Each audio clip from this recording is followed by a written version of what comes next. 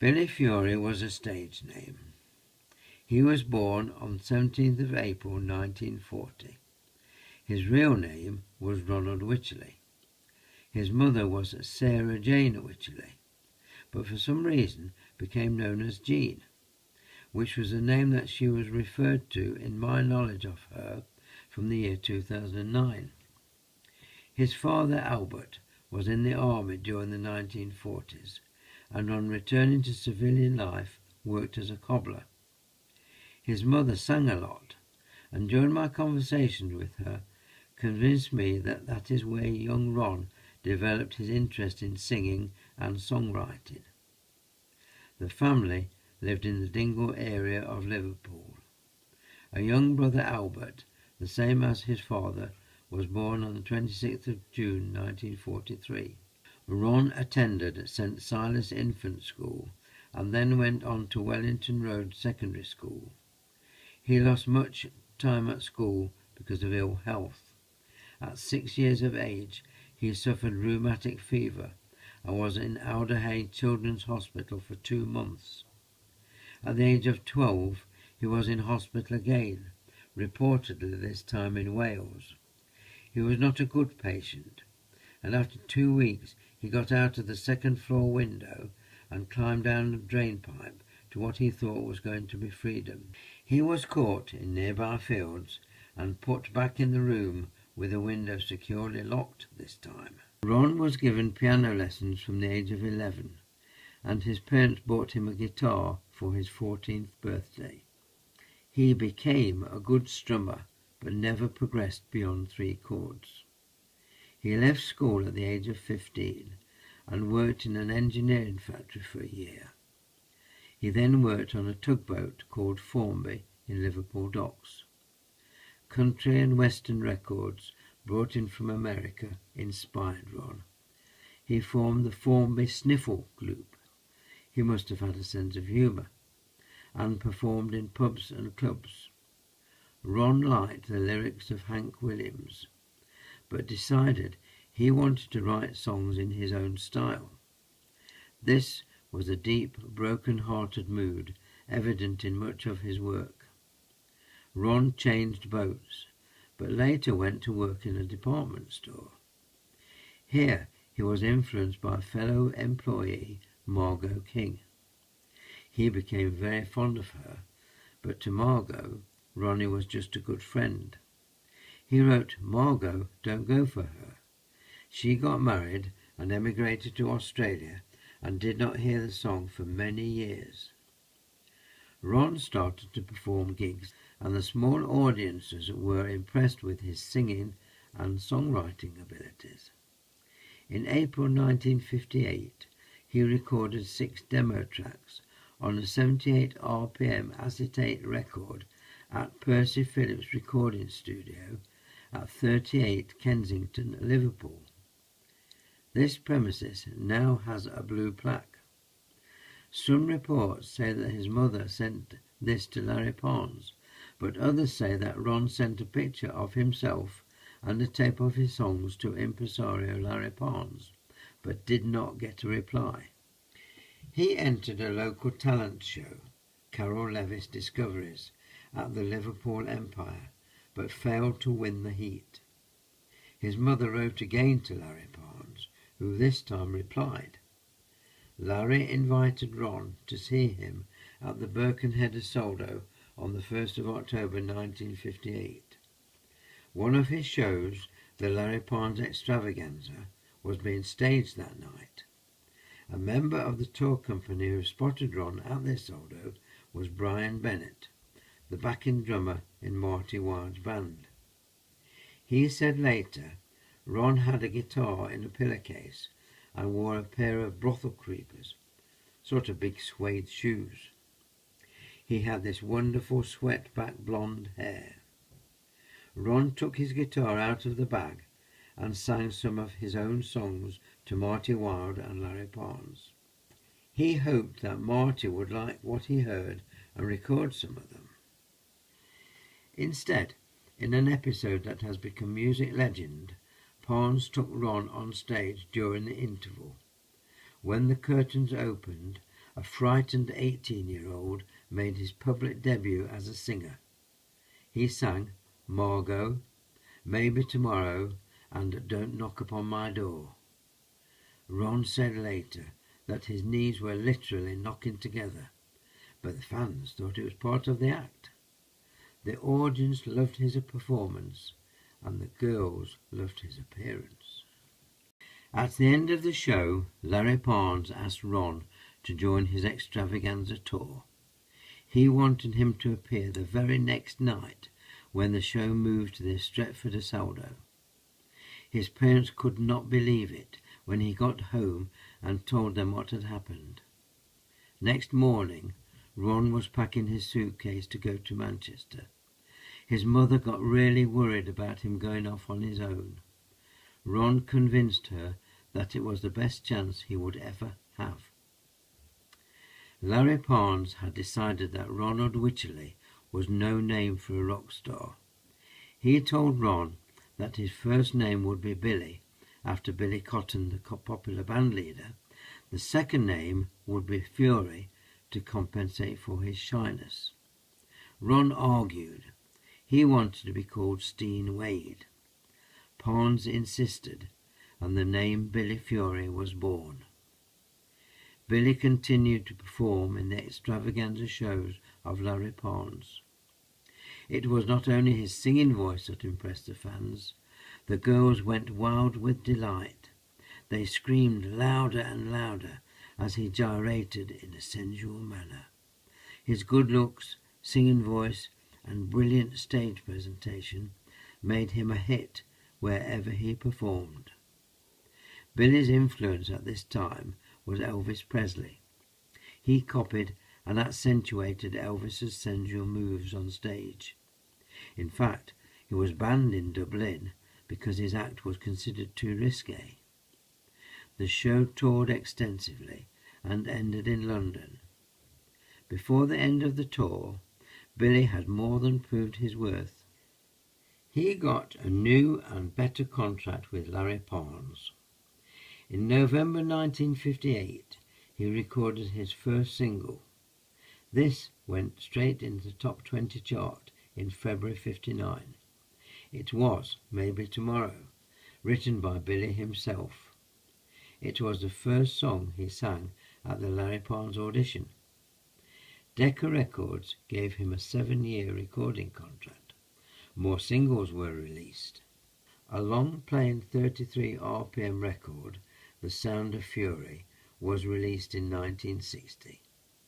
This reached the top 20 long-player chart and has been reissued in various forms on 4 occasions. Experts regard it as Britain's finest example of rock and roll rockabilly music. Billy had written all 10 songs himself, something unheard of until the Beatles came along. Some were credited to Wilbur Wilberforce, a name Billy used to avoid Larry Parnes taking commission on his writing. In 1960, Billy had 3 more hits, including Colette. She was, according to Billy, an actress in a subtitled French film that Billy went to see. He wrote the song on a cigarette packet found on the floor of the cinema. I read his explanation of his songwriting method. I find it absolutely amazing. He said, I get an idea, usually when I'm depressed over some girl. I scribble a lyric and sing the thing straight into a tape recorder. It never gets onto paper until someone at the music publisher puts it there. Then they send me a back-end arrangement which I can't read, so I just record it the way I thought of it. His mum Jean used to find bits of song on scraps of paper all over the house. This included her bills and important papers. In the 1960s, Billy had more top 20 UK hits than anyone except the Beatles, Cliff Richard and Elvis Presley. He and his fans were disappointed that he never reached number 1. In May 1961, Billy recorded a cover version of Tony Orlando's Halfway to Paradise. This was an immediate hit and got to number 3 in the charts, followed by Jealousy in September 1961. This got to number 2, giving him his highest ever UK singles chart placing. Billy's heart problem continued to plague him. On some tour dates he had to cut his act short. Sometimes he had to be replaced altogether. The fans were told that he was suffering from exhaustion or the flu. In 1962, Billy and Larry Parnes flew to Los Angeles to present Elvis Presley with gold and silver discs for Decca UK sales. They spent the day on the film set of Girls, Girls, Girls. Billy recalled 20 years later, "We didn't really say much at all. I was on the set watching him. All we got to say to each other was hi." He was one of the nicest people I have ever met. He called everyone sir. As a result of this visit, Billy's last release of 1962 was Because of Love, a song used in the Presley film. Elvis said in a later interview, "I could not understand Billy Fury. He came all the way from England to see me, and all he said was, 'Hi.'" This was an example of Billy's shyness off stage. Billy's good looks made him a natural for television. His first appearance was in Ted Willis's drama Strictly for Sparrows. He appeared on television in Jack Good's Oh Boy in February 1959. He and Marty Wilde were two favourite performers in another Jack Good television show. This was called Boy Meets Girl and ran for 7 months from September 1959. In 1962, he made his film debut in Michael Winner's Play It Cool. He played his own character as Billy Fury in I've Got a Horse. This is my favourite Billy Fury film.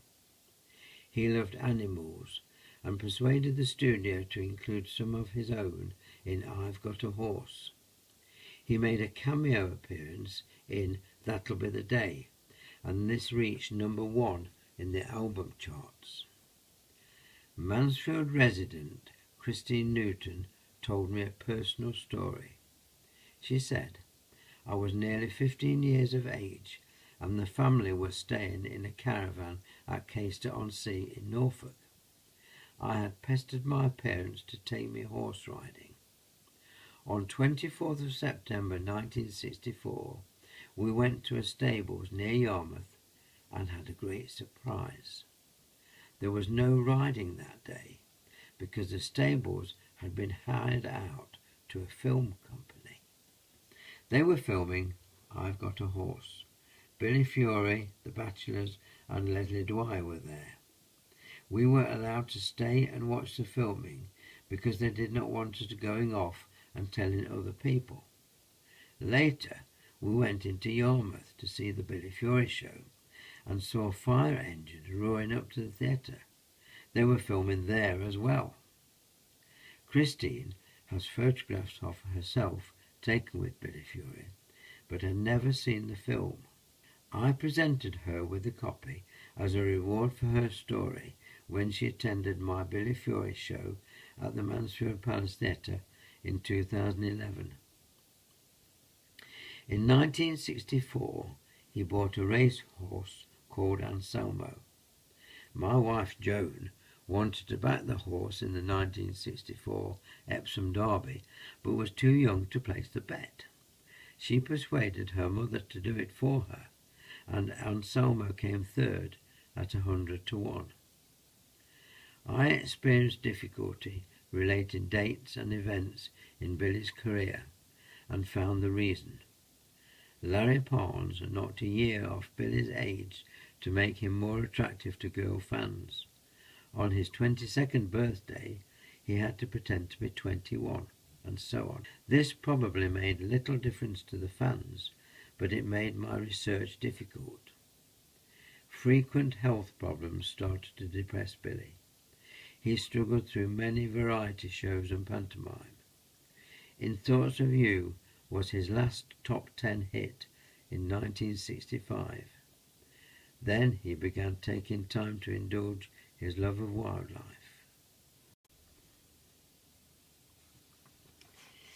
He was always a passionate animal lover, rather surprising, because at the age of 2 he was badly bitten by a dog. He was permanently scarred on his right cheek, and this shows in some of his pictures. Billy signed with the Parlophone label in December 1966. Over the next 4 years, he released 11 singles. He continued to write songs and make TV and radio appearances, but his worsening heart condition prevented much promotional work. He played cabaret when health allowed and found peace whenever possible at his home in Ockley, Surrey, where he had a mock Tudor mansion with 10 acres of land. I found an interesting story that may have happened around that time.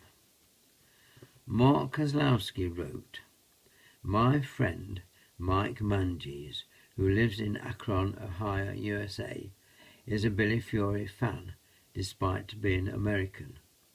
He loves 1950s rock and roll, and he met numerous Brits who share similar interests. They introduced him to Billy Fury's work, and he loves it. So in 2005, there is someone in Ohio playing and loving Billy's recordings. Apparently, a friend of his knew someone who as a child lived in Surrey, near where Billy Fury lived at that time.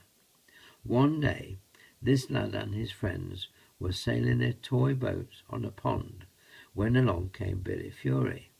He stopped and chatted with the boys, asking them what they were doing. He looked at their boats and said, 'I've got a boat.' He went back to his house and returned with a model yacht. He put it in the pond and sailed it with the boys, as if he did that sort of thing every day. Then he looked at his watch and said he had to go. 'What about your boat?' said one of the lads. 'Don't worry,' said Billy, 'you keep it.' The lad who kept it was a friend of my workmate. My workmate said, the friend became a real Billy Fury nut after that episode, because Billy was such a nice, down-to-earth guy. He assembled a large menagerie and played host to the greats of the show business world. Billy eventually needed open heart surgery in December 1971. He could not afford private treatment and was admitted to a National Health Service ward. He started performing again in March 1972 and enjoyed renewed health for a while. By the early 1970s, Billy was living in Wales on a 100-acre farm with his long-term partner, Lisa Rosen. He experienced happiness breeding horses and sheep. He spent a lot of time bird watching, a boyhood hobby he never gave up. Once, he accidentally killed a bird whilst driving. It upset him so much that he brooded for hours. This was the gentle side of Billy. He detested blood sports and attempted to save injured birds. He was involved in work to preserve the red kite. He appeared at the 1972 Wembley Rock and Roll Festival. In '73, he appeared in the film That'll Be the Day.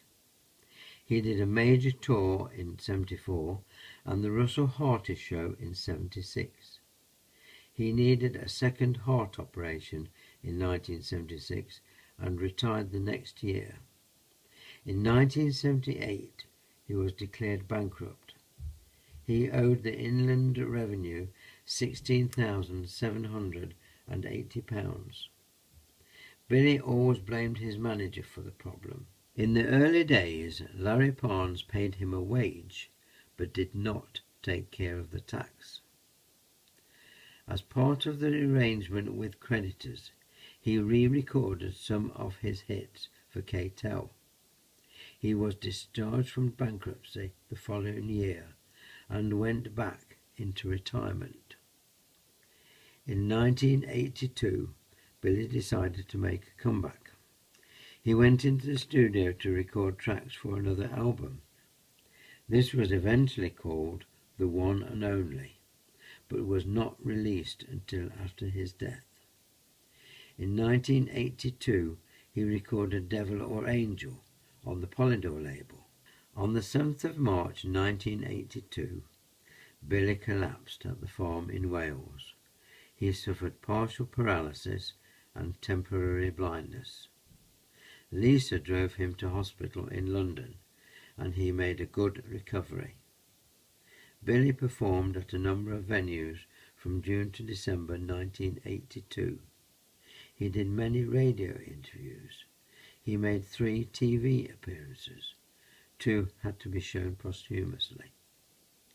On the 28th of January 1983, Billy, or to be precise Ronald Wycherley, was found unconscious.